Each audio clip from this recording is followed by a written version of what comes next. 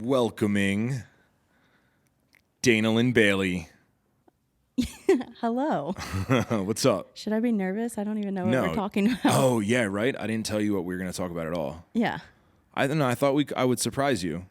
I don't like surprises like that. No? You're putting me on the spot. All right. Are you ready? Yes. I want to reminisce. Okay. I want to reminisce. Because I think a lot of the questions we get, I think one of the biggest questions I get, right, is like, how do I start a gym? Ooh. Yeah, right? Yes. And I think we have a lot of experience with like different people that have started gyms. Yes. And then how we went about sort of financially getting to a place in time where we could start a gym. So which gym would you like to start with? We got to start at the beginning, Ma. So the warehouse. No. In the warehouse. No. Oh, no, wait. The first warehouse What was gym. the first? See, and I remembered this, and that's why I didn't want to tell you because I didn't want you to have too much time to think. We have so many. All right, so but where was the first? The first, like, of our gyms? Yeah. The first warehouse in the ghetto? No. Before that? There was one before that. Our garage? Carsonia. Carsonia, we didn't have that much. You don't, yeah, but it was still like something. A couple dumbbells. You don't remember training with Drew out there? And the punching bag? I remember the punching bag. Hey, and the jump rope? I remember jump rope. There we go. And like 3 dumbbells. Yeah. That was our first gym, though. Okay, then. You got to start at the beginning. That's like, what's it called in the Bible? Genesis? No. Yeah. Isn't that the first thing in the Bible? Genesis? Yeah. I don't talk It's religion. like when Adam and Eve were born or created or whatever. The apple? No, that was when the shit went wrong. It was prior to that. Okay. Our poison apple happened later. Yeah. But this was like on day one when God created the small gym in our garage. Yes, with very, very limited equipment. That's all we had.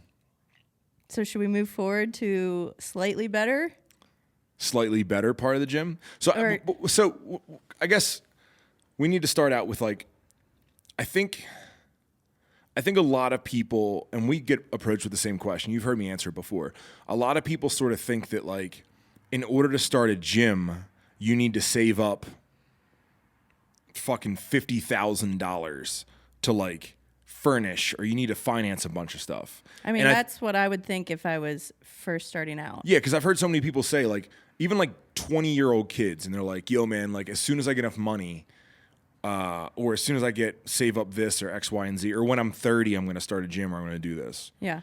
And I think in this reminiscing shit, I sort of want to go over like all the little ghetto things that we did to make it work, to build it up to the point where like we really started making money. You know what I mean? And I feel like we made a bunch of interesting decisions, and I think in covering those, maybe some people can learn stuff. Exactly. But that was our first gym. I just wanted you to remember that. I feel like I'm a champion right now that we worked back to that. You know, my brain doesn't remember things. I know. That's why I wanted to like slowly walk you back. Okay. So, step 1, we got a punching bag, a jump rope, and 3 or 4. No, that's not it. That's not it. But I think if I had to like start out with a lesson, right? And the lesson will come later. So from there, we went to, where'd we go next? We went to that abandoned warehouse that we were in, like the first Flagner Fail warehouse. Yep. I'm gonna which was, I think, 4,000 square feet. To me, it was the greatest place in the world. Yeah. And we put a bench in there that we got off of Craigslist. We got the bar and we got weights given to us by a friend of yours. I don't remember. Right? Any part of my No, there was life. a friend. We like went to her house and we picked up. Michelle Sabatucci. I played soccer with her. Michelle Sabatucci. Yeah. So I remember they gave us that. We got a couple of dumbbells. I think we got like an incline bench. There was no idea where that came from. I think that was Michelle's. Really? She had like a small basement gym, and we just took everything that she had and put it in our abandoned warehouse. Yeah, and I think what we learned was if you go onto Craigslist and you search like some keywords, right?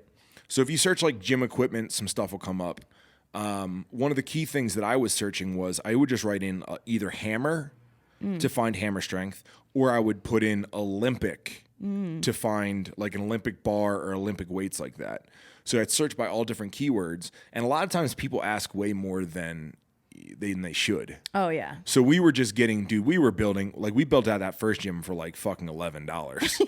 Yeah. And I think what we did out of that gym, and that's when I really sort of realized, we came up with the warehouse name, but that's when I really realized that, like, do you remember how many people wanted to come train there with us? Yeah, little did they know there was really There was equipment. nothing, but everyone was like begging to come train. And I sort of did the numbers and I was like, yo, this could work. This could be profitable. And that's when I realized that a gym has nothing to do with the equipment, right? I mean, CrossFit's proved that. CrossFit shows up and they don't have, the equipment's like a rogue rack, some bumper plates, and some bars. An occasional box and a rower. But what is CrossFit about? And it's about community and it's about culture, right? And I think that a lot of people think that, like, if you save up all the money in the world, then you can build out your own, like, LA Fitness or your own Mecca or whatever. And they miss the fact that it's about culture. And with our $11 gym that we would put together those, like, straight clips of training or whatever, and we would do some of that crazy stuff in there, we were building a culture of, even locally, people around us who wanted to come train with us. And what I tell people, if you want to start a gym, start really, really, really small, because gyms are hard, overhead's hard, and you can, like, lose sight of things and become a mess really quick. And I think that when you don't have much, the culture is that's what you have to focus on. Yeah. And that's what'll make people, like, clean up their weights. And what people, like, don't ruin the toilets and things like that. I think of, like, if we think back to some of the coolest gyms we trained at, Richard Hawthorne, who started out in just a storage unit. Yeah. And then the first year we went there, it was just one single storage unit, bunch of stuff jammed in there. And then the next year we came back, he had taken over like 3 storage units. Yeah, so the way that he worked, right? It was like a storage unit. It was probably, I don't want to get carried away, but it was maybe 15 feet, maybe 15 to 20 wide by like 30 deep, right? So it was probably meant to store like a larger boat and a car in. And he started a gym out of there, no AC, and it was cool, right? It was dope. And then pretty much he started in the one bay, and then when he got a little bit more, he built up the culture, so you got people showing up, you got people believing in you. And when he built up that, he was able to rent the place next to him. And remember, it was legitimately just like Literally knocked a hole in the through wall. the cinder block wall, and you just stepped through this hole, and it looked like the Kool-Aid man. It looked like the Kool-Aid man had come through the wall and like opened up a second gym. And he just did that. And he literally just like busted down walls and opened up and just kept adding another, like, whatever it was, 500 square feet. And he built a culture. And now he's a monster gym. Now he has monster gym. Yeah, now it's like a giant facility. Yeah. And I think that's generally what you have to do. So, like, I've told people this before, right? You want to start a gym, start out by building culture. So start it in your garage even. Like, so, because, I mean, you're thinking about it, right? A storage unit costs money. Like, even the cheapest storage unit that you can lift out of, like, once again, that has to be a sort of a special little thing, but like, even that, you're paying what, $100, $200 a month, maybe? Mm-hmm. Or like a little garage space. Maybe you can get one for $200 a month. But like at your home garage, if you can get together $500 of equipment, right, and put it in your garage, and like somehow to figure out how to get your boys to like come there, and even don't charge them much. Charge them $10 or something, and name your gym and make it seem like it's real. You can probably get 5 dudes there, right? So like right there, you got 5 dudes paying $10. That's $50. So like every 2 months, like you got $100 to go on Craigslist, and like you can find something. Else. Yeah. You know what I mean? And then as you're doing that, if you build up enough culture and you make it cool enough, like you can expand. And that's like the ghettoest of ghetto ways to do it. And I think that's sort of how we did it. Now, granted, we were building culture online. That's where we were focusing. So we were focusing on building culture on YouTube. But going from, say, like our first warehouse to our second warehouse, coming to our third warehouse, which was the big boy one, right? Yep. Now that had all the space in the world. I remember driving down to Philadelphia. No. Where'd we drive to get the matting? Oh, the matting? We drove to like Maryland or something like that. It was like a gym the that floor went out mattings. of It was business. strange. There was something weird going on. Like I feel like the dude stole the mats. It's a possibility. But like I paid the most for the mats. I paid a lot of money for those mats. I paid more money in matting than I paid for all the equipment. Like that matting was like $8,000. Like crazy, right? Yeah.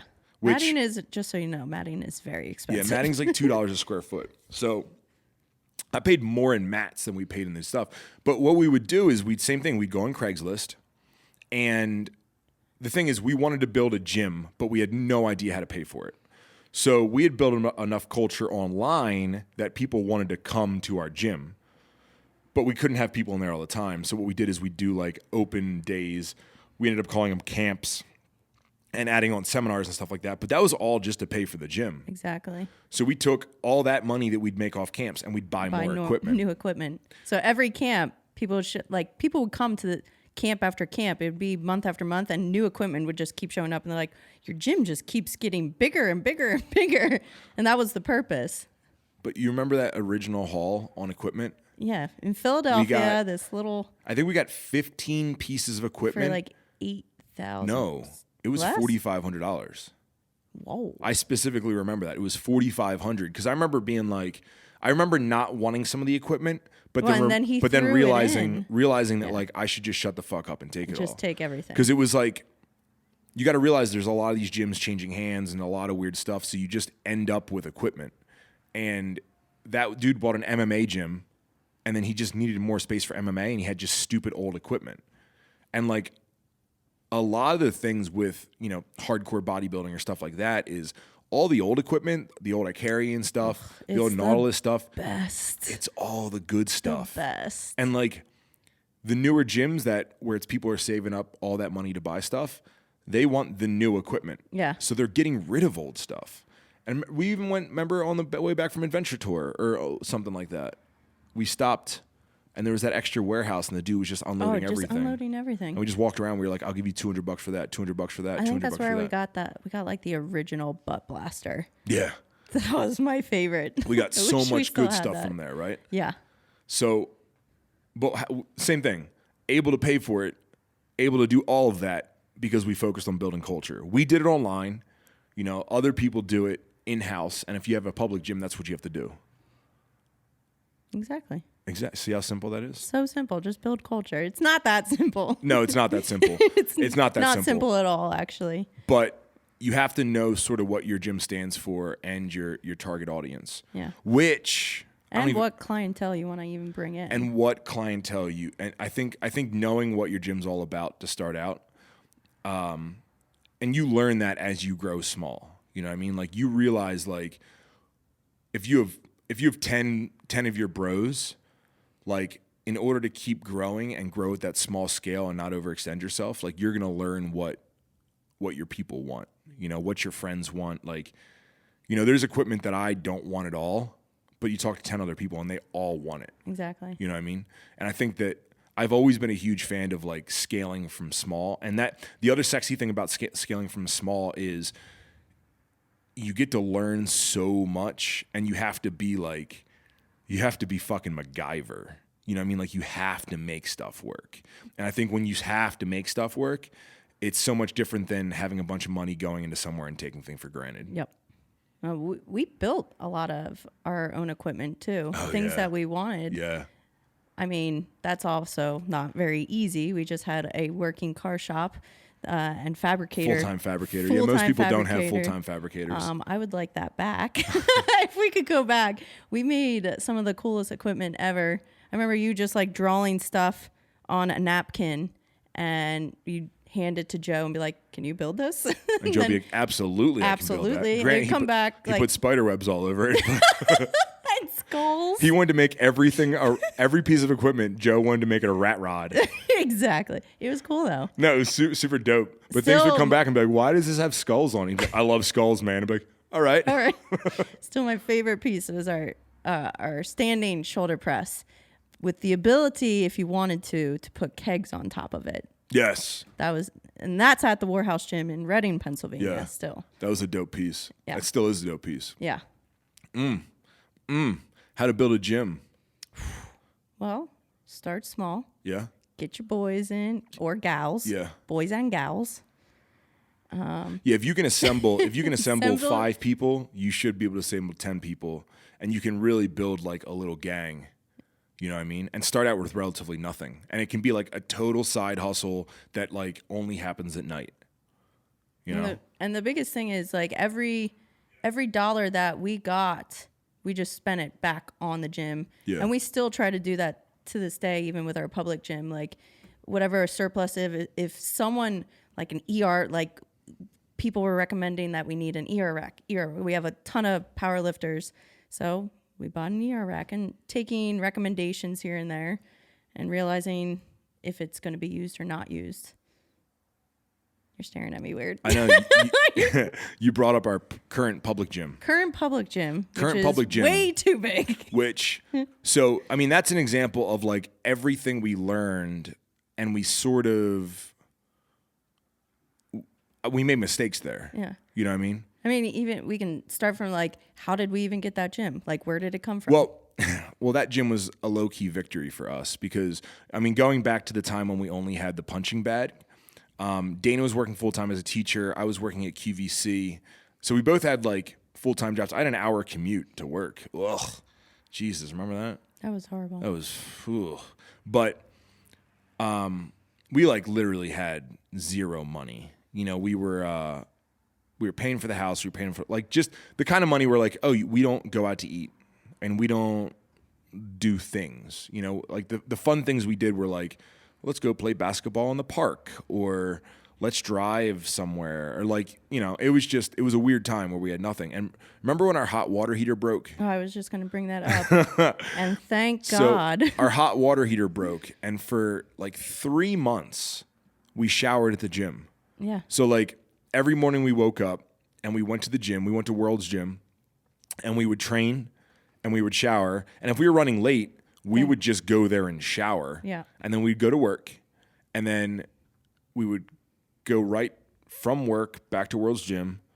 We would train and we would shower again. And then we'd go home. And everything else was cold. And remember, if you used to wake up like too late in the morning, you'd have to get a cold shower. Yep. Like a freezing cold shower. Yep. You know what's crazy? Like I look back on that now and like literally it was just $400. Yeah. We didn't have, I mean, it was like $400 or $500 quote. 3 months to save up like $400. Yep. Ugh. So the old days. Another tip, if anything happens and you have a gym membership, go use their showers. I'll always have a gym membership. But going fast forward is when we really wanted to build a public gym. And I don't even mind talking about the giant mistakes that I made with that public gym, right? So the Warhouse Gym. Dope place. I mean, I still stand behind it being one of the dopest gyms in America, if not the world. But one of the problems was with that and everything we just said, especially like saying it all and then realizing that what the problems are with the gym. Now, we bought an existing gym and we stepped into it and we inherited a bunch of weird stuff like spin class and we inherited their Kid members Zone and yoga and members and all these different things. So what we ended up doing was we knew our culture, right? We knew our clientele. We knew our vision. We knew everything. And because we stepped into a gym that apparently had 2,000 members, which it only had 1,000, instead of like establishing ourselves with who we are with everything we've learned, we like tried to compromise and we tried to make everybody happy. So like we were keeping equipment that we would have never kept. The neck machine. And we were making decisions that we would have never made. And we were like, all of a sudden we had... It was no longer our gym. It was no longer our gym. It was like... It was the members' gym. Well, that was the thing. And that's fine. But it was like 80% our gym and then 20% random people that would never even come to our gym all of a sudden had a say in it. You know, we inherited like old employees. Like it was very, very messy. Looking back on it now, what we should have done, we should have purchased it and then we should have right closed away. It down for a week. Closed it. Yeah, closed Even it. closed it for 1 month. Taking our time, got ready, and then had everyone re-sign up.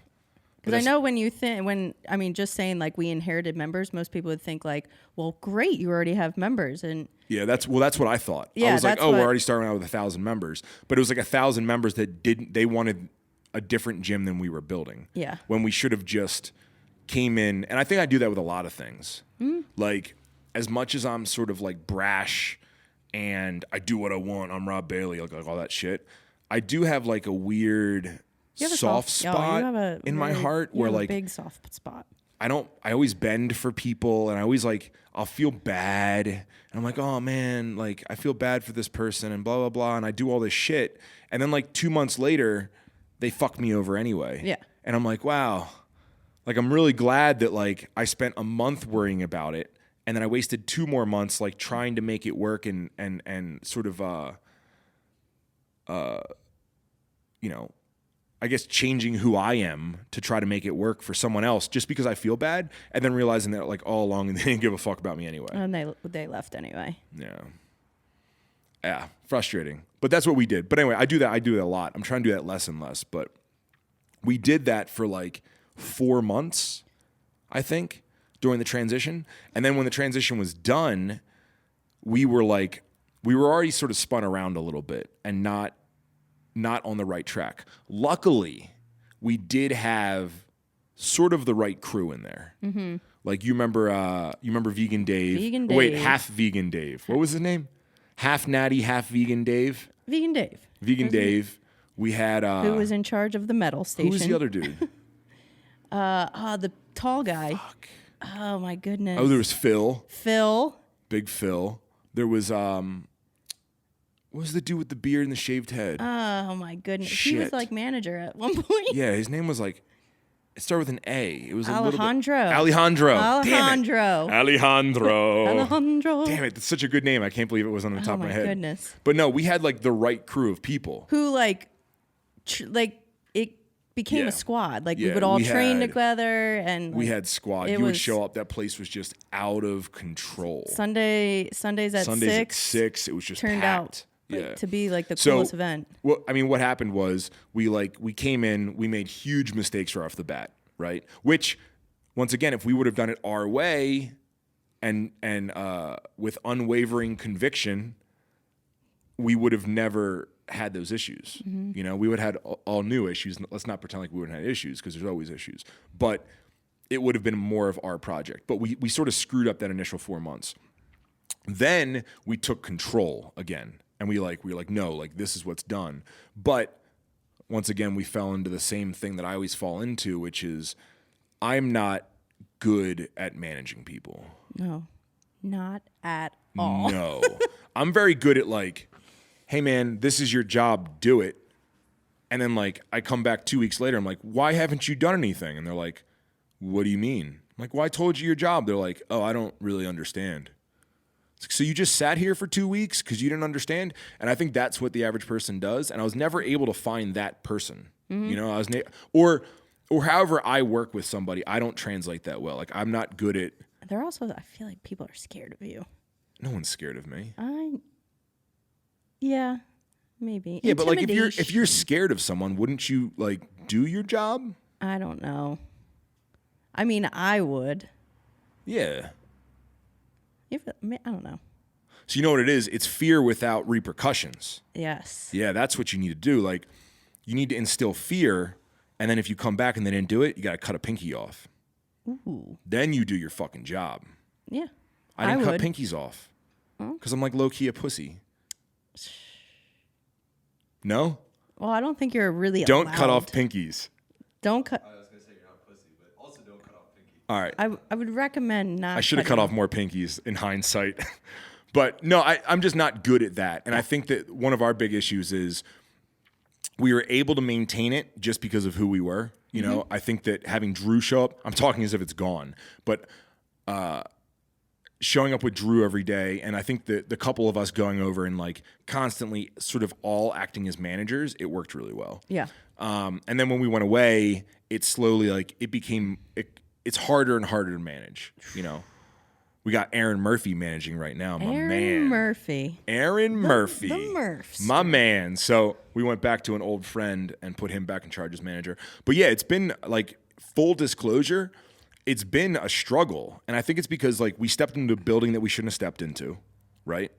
Like looking back on it, like I would not have stepped in that building. I think the space is great, but it's way too big. Well, it's way too big and it has a bunch of stuff we don't need. Yeah. We don't need a spin room. No. We need a posing room and we don't really have that. And we don't need group fitness. And No. we had a group fitness room, which now is powerlifting room, which turns out to be pretty dope.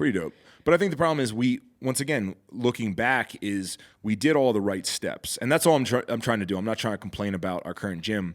I'm sort of going back and I'm like looking at all of our different moves and then trying to, I guess, give you guys the answers that we have from real life experience, which is like, you start small, you learn your culture, you build your culture, you figure out what the identity of your gym is, and then you operate small, right? And then as you grow, you learn with it, just like any company. And then you stick to that. You figure it out and you figure out your identity and stick to it. And what we did is we sort of like, there was a bunch of moves we made within our identity that didn't make sense for that gym. And when we come back and we sort of like force fuck our identity back in there and like we show up with like a Mike Rashid or we show up deep, squad deep with like all of our friends, like that culture turns right back on. But I don't think we set the foundation when we left to keep that culture there. Yeah. So I don't know. I think one other thing, which do you think a gym that say like we didn't have our store and supplements and shake bar, like do you think it would survive? Like a gym just surviving as a gym? Yeah, absolutely. So that's another thing too, is like having the storefront, having the supplements, having all that extra room up there, and then always staffing it. Yeah, you can totally do it different than that, you know? And I think that like we're sitting in our building right now, West, which is 10,000 square feet, legit just full of cars, weird overflow product, and then our private gym that like only you and I train in. Yeah. Which is... And Jake. Yeah, and Jake, who's sitting here just politely listening. It literally, like when I stopped you last night, yeah, and I was like, we have the dopest life ever. Like we have a 10,000 square foot building that's just full of rad shit that we like, and we get to train here by ourselves. And like Kai is like chewing on tennis balls and running and jumping around on like our turf. I never thought I'd even have turf. Like, just amazing. And that's the process of like how we got here. I feel like What? Just how small we started, and now it's like. No, it's definitely cool. I had a moment last night. It's a little weird. Really good moment last night where it was just like, wow. But what you're saying about like storefront and all that stuff. No, I'm thinking about opening up this as a public gym. You know that, right? Mm-hmm. Yeah. So we're building another building up the street, and we're going to put a gym in our headquarters. So the headquarters is going to be 30,000 square feet, and we'll have like a little 3,000 to 4,000 square foot gym inside there. So I'm going to be left with this building, and like part of it is, should we turn this building into a public gym? And one of the things I appreciated when we were in Denmark with Stellan, they had loaded gym and they had something else. So the way Denmark works, fun fact is, and I might be wrong, but fun fact, I'm going to say it with confidence so you believe me, is I'm not sure if it's Denmark or Sweden. Sweden has I know Sweden's a little rules where like chaos. Yeah, cops so can like come in, the cops can come into the gym, and if you look like you're on gear, they can like actually just test you right there. Crazy, right? They so can like stop you like on the street. They can, yeah. There's something about they can arrest you if you look like you're on steroids. Yeah, which is what I'm saying gear. Because I know there's a couple people. Wasn't like Tony Freeman locked up over there for a little bit, really and he had to like crazy. get a doctor's note to get the fuck out. Yeah. But the weird thing is, I'm pretty sure you're like, and once again, correct me if I'm wrong. I don't know if there's comments below or whatever, but you're like guilty until proven innocent as far as that. Yes, it's the opposite. So it's a really weird scene where, so if you sign up to like a, not that there's LA Fitness over there, but you sign up to a public gym, You sign up for random. you sign up and you, along the bottom line, you sign. It's part of it all that like they can come in and sort of like test you whenever they want. Yep. which, we have nothing to worry about there. But are people over there that want to partake in gear. So what they have is they have smaller private gyms. This is what I was told. And it's like if you're under 100 members. Yes, there's some loophole where there's under 100 members. So what they ended up doing is and this is, once again, I don't care about the gear side. I was more looking at the business model side. So what they did is they'd build these really small gyms, and then they would only accept 100 members. And like we had, at the time, we had the under 100 collection. And I thought to myself, I was like, yeah, it's so cool. Like, it's like you're part of like a super secret club. And of course, if there's only 100 members, you're going to pay more, right? Yeah. Because like you can't get in there. And I remember them saying like there was like a waiting list for people to get in. And then if they didn't like you and you were being an asshole, they would kick you out and they'd approve somebody else. There's other people that do that. I think G Standard, Gabe Moen does that. Yes, I think he has like a small private gym that like, it's like a rigorous process to get approved to. So I've always had that in the back of my head too, because there's dope gyms out there like Barbell Brigade where they charge a premium. It's a smaller gym, but they get everyone in their right culture, right mindset. And I think that like this gym, the way my investments work is if I have a $400,000 investment, I but like my goal is to make $5,000 a month off that $400,000 investment. So like, it's sort of the same thing for Airbnbs, right? So if I buy a $400,000 house for Airbnbs, I want to make $5,000 a month.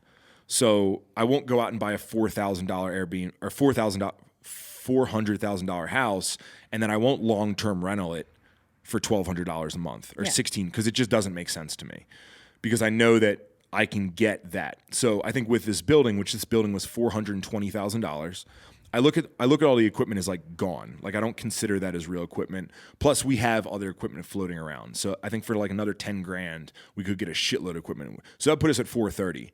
So the way I'm looking at this place is, and this might be too many numbers, but it's in my head very clear. Jake, if I'm not making sense, let me know. But pretty much like if I can take this place, add insurance, electric and heat, and I can make $5,000 from this building, it makes sense to open, because the warehouses around here are appreciating, and it gives me another revenue source, which it will perform better than the stock market, anything like that, and it does give us another location to train. Plus, it makes us a little more staple in the valley. So I'm like reverse engineering the process of this place being a gym and thinking to myself, okay, what's the least amount of members I can have here to just make $5,000? Yeah. And I don't know that number yet. What's the math on that? It wasn't much. So like, you don't have 500 members at $10 a month. No. So I would go $50 a month. Exclusive. So if the price is up a little bit. Yeah, if we did $50 a month or $55 a month, that would put us at $55 a month would put us 100 members, cap it at 100 members, and it would put us at 5,500. 500 would go off the top for, nonsense, and I'd make $5,000. Right? And you establish a culture where, we don't really have locker rooms. We only have we only have a bathroom and a shower. Like, we keep it very simple. But right off the bat, you establish that culture, and then you hit your numbers, just like I would hit the numbers on Airbnb. So I'm still not totally sold on that, though, about this being a private gym. Gotcha. It wouldn't be. I wouldn't mind it, because usually once we get the other place, like it'd be we're cool still training by ourselves. It'd be cool to come here. It'd be cool to like come and actually train around people. Yeah, because it is. And the dope thing is, if you do set up the right approval process, to only approve 100 members would be dope. Yeah. Now that's not how normal gyms work. Normal gyms, you want as many members as possible. Yeah. But this building is a specifically unique situation. Well, and it's not like on a given day, you're not gonna. Not all 100 people are going to be training. No, and that was the thing in Denmark. Every time we trained there, how many people were in the gym? Literally, there was like 3 people. There was never more than 10 ever. Yeah. Like, and I think that, like, you think about the Warhouse gym, like, I think we have 1,100 members, right? So out of 1,100, when you go there in the whole building, how many think you members are there? 40 to 50. That's busy. That's at like the busiest time. Peak. That's like at 6 p.m. and that's like 40 to 50. So what is that, 5%? So at the busiest time, there's 5% of the members there. Yeah. So like you think to at the busiest time for 100 members, even if it was like double that, if it was 10 people here, like, which would be 10%, you still only got 10 people in the building. Yeah. Like that's dope. And it's still a big gym. Yeah, and that's a really cool experience. And I think that's something more with the Airbnbs and stuff like that is I love the experience of like creating a business with an experience. And they're not huge businesses, you know, like I know some people are probably gonna be like, oh my God, $400,000 and it's only returning $5,000. But like you also gotta realize that like I'm looking at this building's paid off. It's already done. Already done. So like as long as this building's maintained and that $5,000, like I don't need that in my pocket. That can go back into like improving this building to make it maybe a $600,000 building. So like I'm holding an asset. I have something cool that can build more culture, especially in this small valley. So it has all these different things. And I think that's more recently, that's how I've been looking at business projects is do I want to do it? Do I love it? And then also, is there like a fun side of building something for people that they enjoy? And I think that's why I like the Airbnbs so much is because we're like building an experience for them. Yeah. Yeah, it's something that like I know when I was coming to Montana, that's what I wanted. So like we're giving them that. And I think that it's the same thing with like a small private gym. Like I'd love to give 100 people that experience. We have the dopest equipment. We do have the dopest equipment. The dopest equipment. What's your favorite piece of equipment that we have here? Here, I have to say two. Sorry. I said one. You I know, can't make up your own one rules is for legs, question and answer. One is for upper body. So okay, I'll do that. So our vertical leg press by Arsenal Strength. Yep. And then the extreme row by Prime. Extreme row. It's extreme. What's yours? You're not going to like what mine is. Currently, my favorite piece of equipment. The hurdles. The hurdles. Okay. Well, that would be. Which is how weird is that to hear me say that my favorite piece of equipment we have is the hurdles. If I could change my decision, it would be hurdles. No, you can't. You're already locked in. I was going for the bodybuilder equipment. Those are, and then my other favorite would be hurdles and the boxes. So you can't pick two boxes. You have to pick one. I have so many. So I don't know. I feel like we need like an overview, like an overview, like a checklist, or like a heavy D checklist. Yeah, heavy D checklist, like everything we talked about. Like you want a recap? Like a recap. Oh, that's the word. All right, go ahead and recap. Oh, I don't want to. You just said you thought we needed to recap. I need help. What do you mean you need help? All right, go for it. You recap. I want to hear you recap. Start small. Yeah, you look really cute in the little hat combo with the jacket and everything. What I look like. So she's wearing like a jean jacket because she's totally 80s. Very. And then she's wearing like a hoodie and then a hat over it. Like she's well, a hat with the hoodie over the hat. She looks like a dude from Philly. I dress like a dude. But like a cute girl version of a dude from Philly. Yeah, because I'm gangster. Anyway, cool. Go ahead. Anyway. Step one. Start small. All right, you tell me what to do. Like as if I'm starting a gym right now. Hey, Dana, how do I start a gym? How do you start a gym? Yeah. Start small. How small? You could start in your garage if you wanted to. Oh, never even thought of that. Well, now you did. Get your friends. Okay. To come in this small. Don't laugh at me. You know I have friends. Oh, God. Get 5 acquaintances that you pay to come. Wait, I'm now paying my friends to come? You're gonna pay them to Holy come. shit, so I'm already losing money in my right, business venture. That doesn't work. So get some of your friends involved. Start small. You don't need the best equipment. You don't need to save up a lot of money. Look on Craigslist for your equipment first. What else? Build culture, which starts with your boys and your gals. Get a cool group together. Take videos. Post them online. Start a YouTube channel. Name your gym. Instagram. Yeah, Instagram. Yeah, name your gym. Name your gym. Print a couple T-shirts. Yeah, print some T-shirts so that when you're training, you're all wearing your gym's T-shirt, which builds culture. Next. Yeah. Where do we go from there? Yeah, all the money that you usually make for the startup is like you gotta put that back into your do gym. it on the side. Yeah, this Oh, is you know just what your else is side hustle. You know what else remember. is a really good gym to use as an example? No. The Lift Factory. Ooh. So the Lift which we were Factory, just let me there. tell you a story about that. We were just there. So Lift Factory's in Vegas, right? We were, I think, the first people there, Yeah. right? Not the first people there, but we were like, I think we were the first celebrities there. Yeah. Yeah. So the Lift Factory, pretty much what it is it's 3 dudes, which this is another way to do it. It's 3 dudes. They're all Are they all firemen? I think so. I think they're all firemen. If you guys aren't all Could be firemen, wrong. I'm sorry. But thank you for your service. They all had a little extra money and they wanted a gym. And they really just wanted to build they wanted to build what they wanted, you know? Which conveniently is a hardcore culture, like a cool culture gym. So they all went in together and they built what they call the Lift Factory. And they came up with a cool little concept being like, oh, you're factory workers and stuff like that. They made it 24 hours. Small, no locker rooms. The locker room is sort of a locker room, but it just really has good lighting. Yes. They allowed you to write on the walls. They painted everything black. They got a bunch of used equipment. We're in the depths of everywhere, like old hotels getting equipment, everything. They scrounged everything together and they put it together. And then what really I think helped them pop off was in Vegas around Olympia, there wasn't that many options. And a bunch of people, like the reason we went there is because we were being sort of price gouged by somewhere else.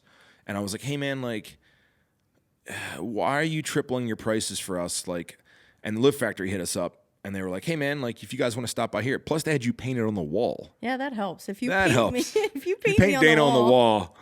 I'll probably show up. They had if I'm you painted on the nearby. wall. They had Jay, Jay, Phil, Kai, Dallas McCarver, and now they got started everybody. adding Yeah, like they added everybody. powerlifting. They said they were going to add me. On the singer wall. No, they didn't say that. You have to wear.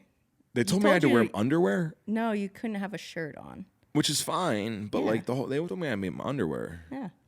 But so they did it a lot like us. They built small. It was a very small gym. Yeah. They scrounged together equipment between 3 of them so that with their powers combined, and then they built a dope culture, which is why we show up there because they're rad dudes and I like them a lot. And they're doing it for the right reason. That's culture. And then we started showing up there. And of course, Jay starts showing up there, Sean Roden, Cedric. And all of a sudden, dude, literally like They're the gym if that you go you're to. one of the top bodybuilders in the world and you go to Vegas, you go to Lift Factory. Yeah. And like they literally built it the same exact way we just described.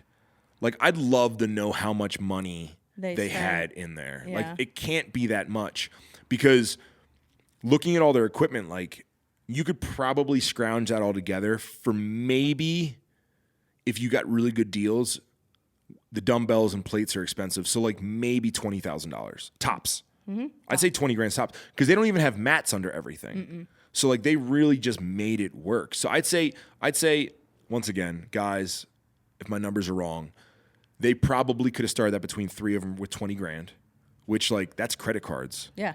And then as they got that money, they added nice bars. They'd save up for that deadlift bar. They saved up for the Arsenal incline press. Yep. You know, the vertical leg press. Like a lot of those pieces just like you see see them, dude, every 3 months another piece shows up When and you people make love enough it. money, They just you made enough put it money and they back just into the gym. Exactly. They opened up that other room. And like once again, I don't know if they're pulling a profit now.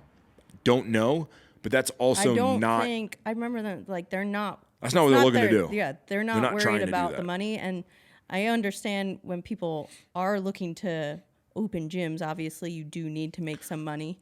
But if they were looking to like so right now in the position that I'm in, Mm-hmm. I would franchise that gym. Yeah, Like every time I'm there, my thought is, and once again, like I don't have all the money in the world, but I have enough money to franchise a gym if I wanted to, like, or we do together. Yeah. With our powers combined. I'm gonna say that more. But like every time I train there, I think to myself, like Warehouse Gym's great. I know we have our own gym brand, but I love that place so much that I always think to myself, like, I would franchise that. And I Call guarantee it the Lift. no, you can't The- do that. Warehouse Lift Factory. The Warehouse Lift Factory culture. with all the gym Just powers combined. With all the gym powers combined. So no, I think that even that, like, you know, even like this place, like, I don't know, would they be open to calling this a lift factory? Like, and that's how dope it is, you know, and it's all done for the right reasons. It's done because they love bodybuilding, they appreciate the sport, and they love the members. And when you go there, you can tell, like, their culture is spot on. Yeah. Fast forward to, we were just there this past weekend, and they broke through the other side, and they're looking to just keep expanding. So it's always been a small gym, and I walked in and I completely forgot that they just expanded. So they have you step through the other side, which I don't know what was on the other side. Maybe 800 square feet it was or something like that. Yeah, it's another 800 square feet. It's probably a vape shop. I feel like all there is in Vegas is vape shops, and they're just going out of business. Well, they took over the next door vape shop, and now it's the leg day room. Or I feel like it was I feel like they sold fish tanks or something. I feel like it was just some weird shop that you were like, no one's ever going to go there.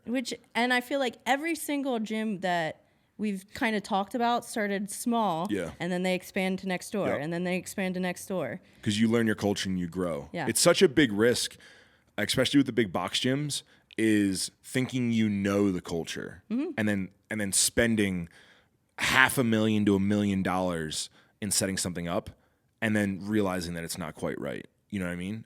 Every single gym we've been to so many gyms. So many.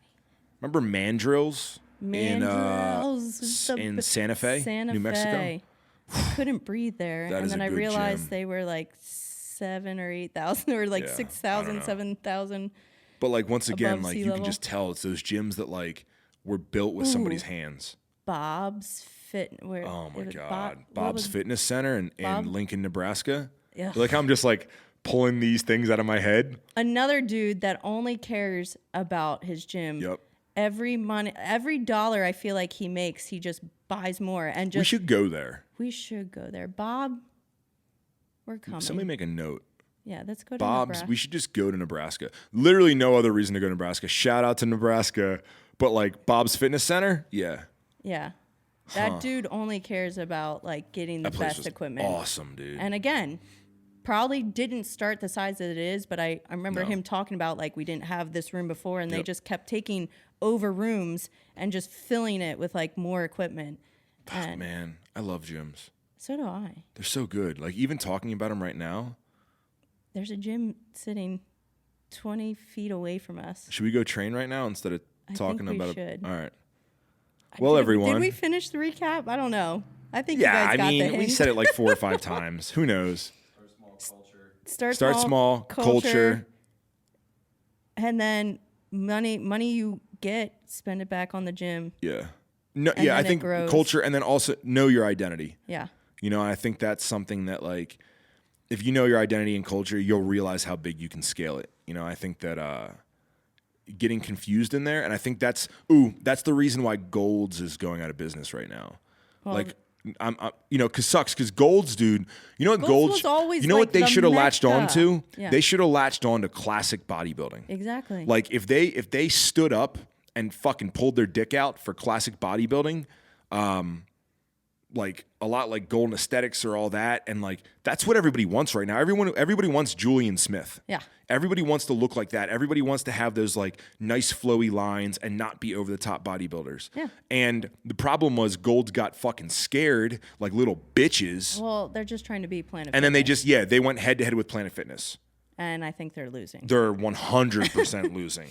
And they're losing all the people that, I mean, we went to a Gold's and we left because, I mean, and I think that comes with they were getting rid of equipment to put more treadmills in. Yeah, it's hard to manage. Honestly, it's hard. I think it's hard to manage from a corporate level. Gotcha. That big of a scale, you know what I mean? Like, how do you manage that many different gyms? Exactly. You know, and I think each that area is going to be different. Like the same thing. It's like LA Fitness came in and like they established themselves. You know exactly what you're going to get when you get to LA Fitness. I think the problem with Gold's is they give independent owners a little too much say. Yeah. You know what I mean? Because like you go to an LA Fitness, you know exactly what they're going to have. You know all the colors. The branding is spot on. They know their identity.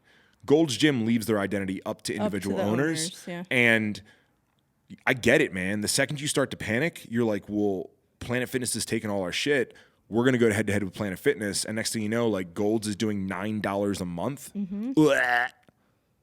That's not what they should be battling. They should be adding more squat racks. They should be adding fucking hip thrust machines. They like traditional, not that hip thrust machines traditional, but like add more equipment that people like. Yeah. You know, add power racks, add a CrossFit section, add deadlift platforms, add like nice classic stuff, add better lighting. Like, don't put the more money into stuff that you can compete with Planet Fitness with, because you're not going to win, man. No. You're not going to win because they Never. know their model, they know their identity. Anyway, sorry. We were about to go lift. Yep. And now I'm like going hard at Golds. Golds, I love you. And I think it's more, I would just wish you would go back to your that's roots. what it is. It's more of like a frustration because I think you guys are beautiful and amazing.